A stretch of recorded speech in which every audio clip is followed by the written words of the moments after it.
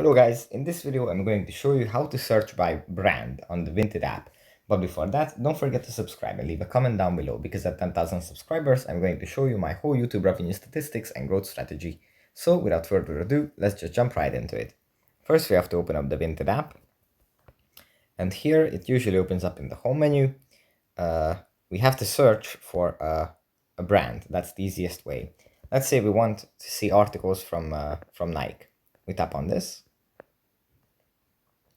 And then this gives us a lot of articles, but to be 100% sure that only Nike articles are going to be shown, we go into the little brand tab here at the top and just tap on the Nike word. And then there's going to be only articles from Nike for sure. So that's pretty much it for this video. Hope it was helpful for you guys and see you in the next one. Bye.